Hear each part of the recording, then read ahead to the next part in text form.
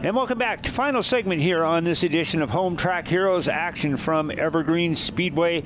We'll get the field lined back up. Greg Bennett obviously could not make it back in. It turned out he had a punctured radiator and couldn't make it back out. And so now Greg gets to stand and watch Doug make his way through and see how he can do. So that's going to put Dawson Cox up on the pole. Caden Holm will still work up on the outside as the Speedway Chevrolet pace car pulls off. We'll get this thing back underway. 50 laps coming up, and we're going to try it one more time for our Speedway Chevrolet Pro Late models. Off at turn 4, the green flag, and for this start, probably the best start of the three.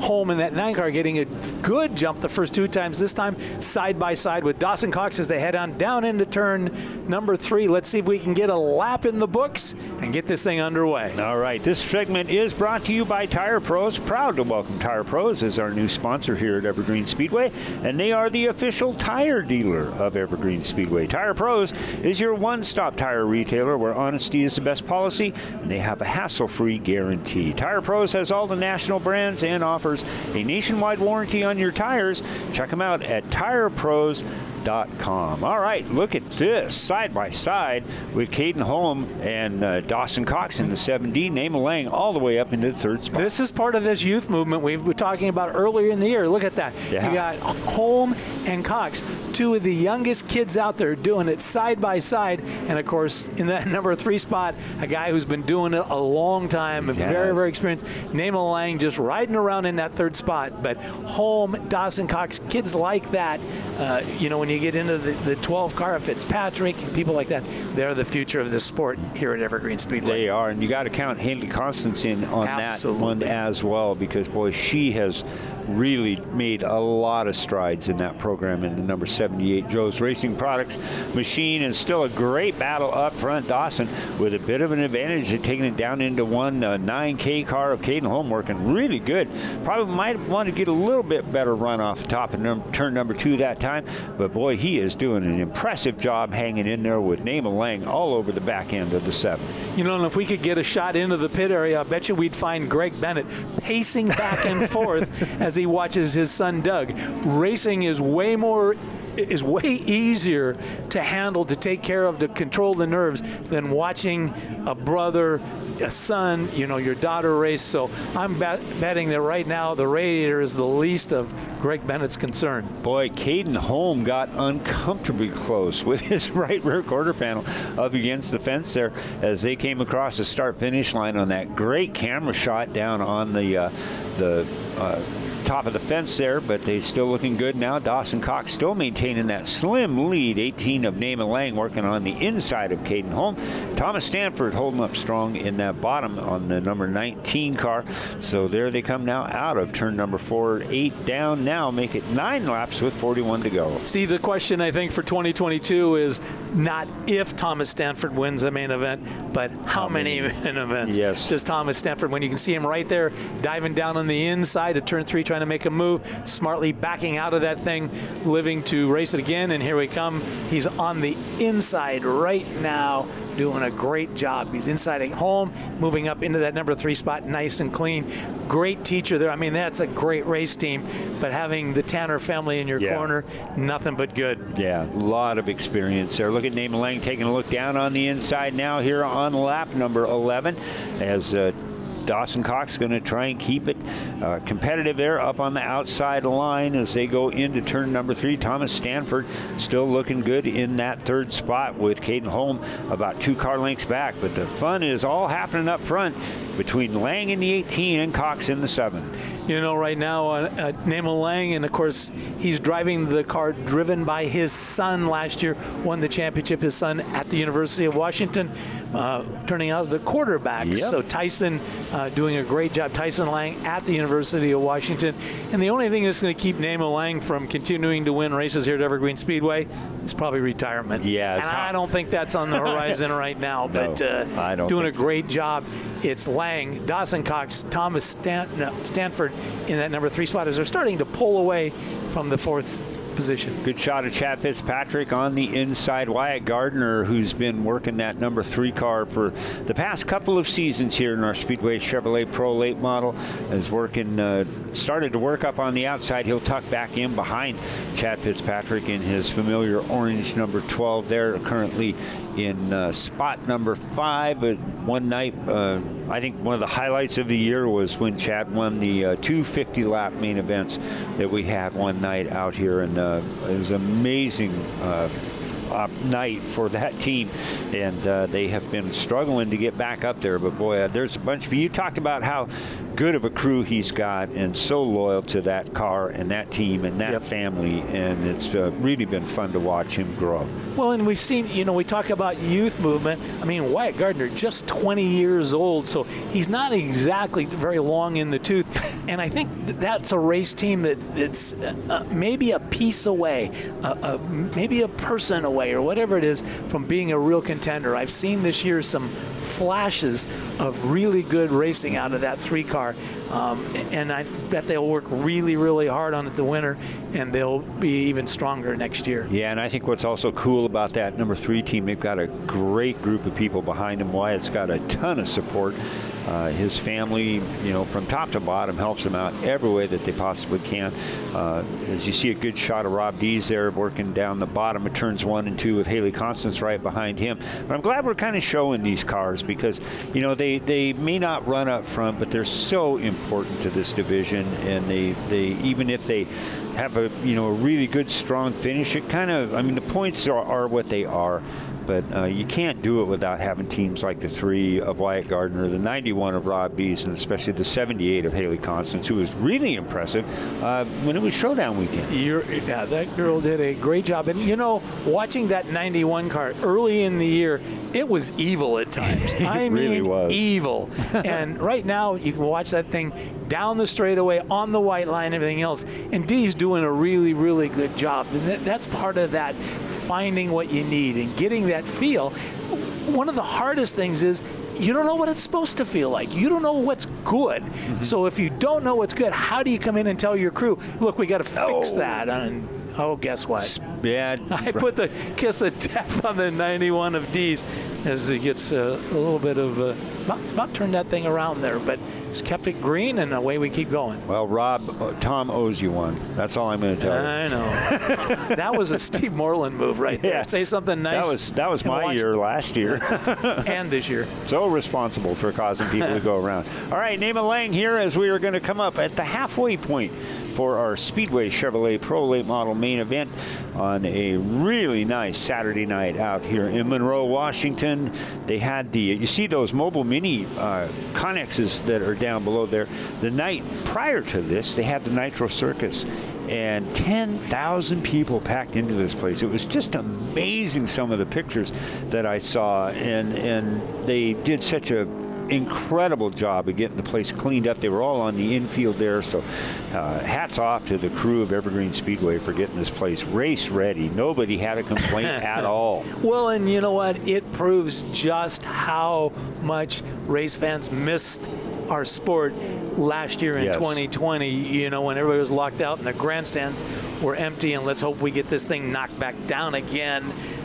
So we can continue on, finish this year strong and into next year. But I've talked to a lot of racetracks in the Northwest, and every one of them is saying, yeah, we're having a very, very good year. Whether you're talking about the dirt down at Grays Harbor or South Sound Speedway, Skagit Speedway, into Idaho, Wenatchee Valley, all are having very, very good years, and it's great to have the fans back in the stands. It sure is. It makes it so much funner if you do what these guys absolutely love racing in front of grandstands with people. And to be quite honest, when you do what we do, Greg, you, me, as announcing a crew up here, we'd love to be able to be in front of these people and bringing them as much happiness as we can, because if you read the papers, you know it's not too good of a time out there. So if we can put on a good show and still keep bringing people in and being careful, this is a pretty great way to spend a Saturday night. You can find out what's going on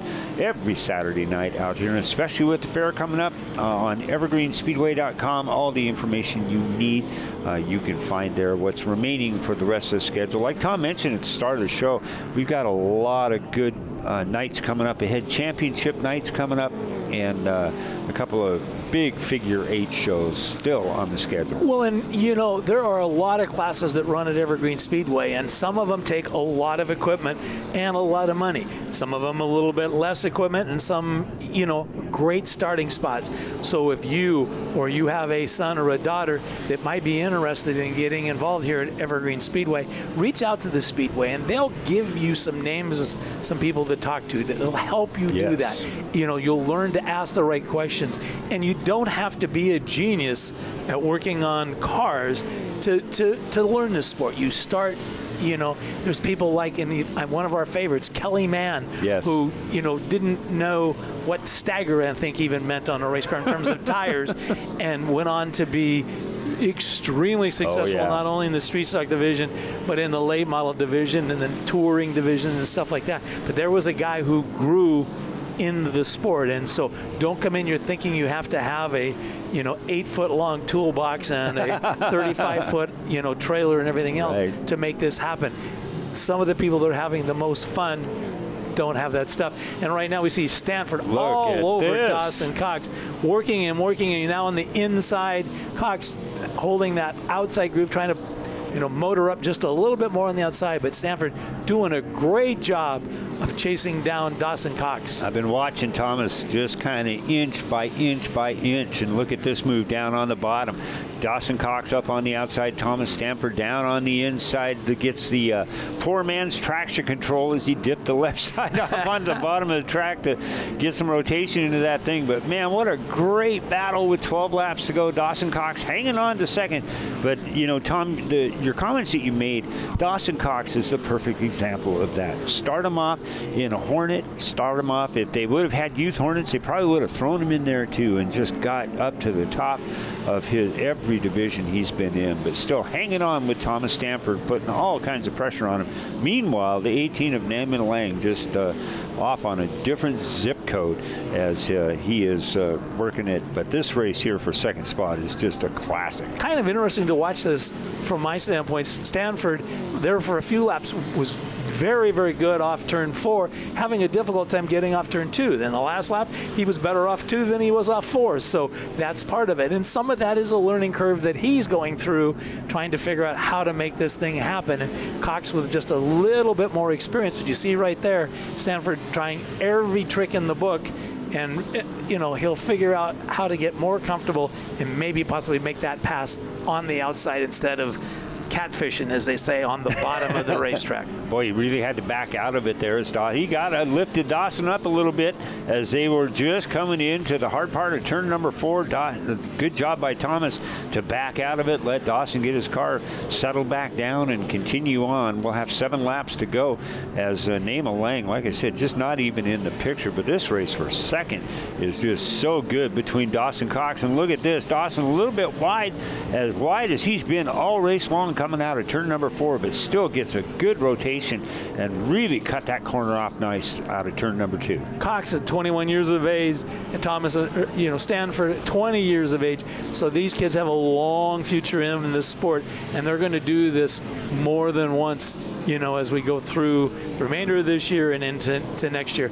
These people are going to find victory lane a lot, and they're going to make it tough on, you know, some of the older guard like Mann Lang, Greg Bennett, you know, those sorts of people, because there is no doubt we have a strong youth movement. Right now, Stanford just digging, and like as that expression we used earlier, elbows up, you know, keeping digging in that seat. Just you're sitting in the corner at this point, knowing you're running out of laps. Your spotter's telling you got 5 to go. Come on, you know the expression I use: go to the whip. Yep. It's time to go. Give me 5 good laps, the best 5 laps you can give me. Use up these tires. Use up the race car. if you don't win it, bring me back the steering wheel. And boy, I tell you, Thomas Stanford just absolutely committed to that bottom line. I think he may have tried it a couple times. Boy, Dawson Cox with a great job getting that 7 car back under control as we have got 3 laps to go. It's still Nema Lang in the lead by a bunch of acreage over the battle between Dawson in the 7 and Thomas in the 19. It's going to be 1 lap to go coming up. We should see the white flag here pretty quick. You got, like you say, just a couple more laps. Stanford's going to maybe take a breath, let these tires cool down just a little bit, take one more run at them. But he can't let that 7 car of Cox get too far out there, or it will not happen at this particular point. But I got to tell you, Stanford should not be disappointed if he should come in the 3rd spot. There he is. There's your leader. Remember him, the 18 of Nema Lang. White flag out as the 2nd and 3rd go across. But, man, it has been all Nema all night long. Takes another win in the Speedway Chevrolet Pro Late Model Division. And let's see.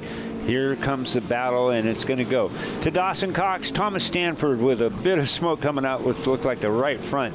So we will bring them all 3 of them up to our Angel of the Winds podium. What a great battle for 2nd place. So impressed with how both those guys handled it. Good news, bad news. We didn't mention Doug Bennett's name after the start, which means he finished. He probably rolling that thing back on the trailer. Yep. And did exactly what he was supposed to do this time. And probably told Dad to push on that bumper while I get her loaded up. Dad, come on. Steve, lost one of our veterans. Yes. The passing of Harry Jefferson out of Natchez, who had a number of Cup starts, 6 K&N wins. His first win in K&N at the time, Winston West in those days, came right here at Evergreen Speedway. We're going to miss that man. Left an incredible legacy, and thankfully we still get to watch Jefferson's race around. We will bring our top 3. Let's take them up to the Angel of the Winds podium. Nema, we're so used to seeing you up here, but I tell you what, I think maybe some of the most exciting race, other than for 2nd and 3rd place, was at the very start of that race, but you held your cool and then you took advantage as soon as you needed to. Yeah, the beginning of that race took a lot of patience because there's a lot of fast guys in front of me, and you never know what's going to happen, and it was a good run. I got to thank my guys. I got to thank Mark Weston. He came over and we put the old setup back in it that we won a bunch with, and it's right back where we were. Maybe it's easy to say, but you just look so darn comfortable out there as soon as you get out in open space. You're so smooth when you're out there. I think you ended up the race with about a 5-second advantage over the 7D, but it just like clockwork for you out there. Yeah, I try not to run that hard, but Donnie was spotting for me, and he was whipping me like a bad horse, and I didn't think I needed to run that hard, but I wasn't too worried about yellows coming out because I think we were pretty spread out. Any other sponsors you need to thank tonight, Nema? Yeah, for sure. J&R Truck Rentals, J&R Motorsports, Lang Auto Sports, and Tracy DeYoung with DeYoung Inc. So last week, how many divisions did you race in? 2, and then technically a 3rd one because I ran the B main because I was bored. Yeah, I was going to say, we saw you quite a bit last week. This week, we're used to seeing you in the Speedway Chevrolet Pro Late Model.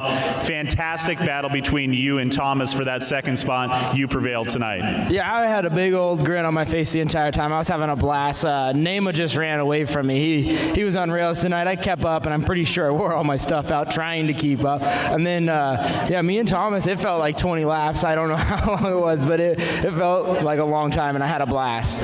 I got to thank all my sponsors, Busch Light, Crown Distributing, all the people that helped me throughout the week, Dave Riddell, John Bender, my dad, Steve Cox, Kelly Tanner for helping us today. I couldn't do what I do without everybody. Oh, and my tire guy, Augie. So currently 2nd place in points. 2nd place tonight always helps out, but you've had a great race season so far. Yeah, I don't really follow points. I'm just here for, I'd like to say wins, but podiums are pretty cool too.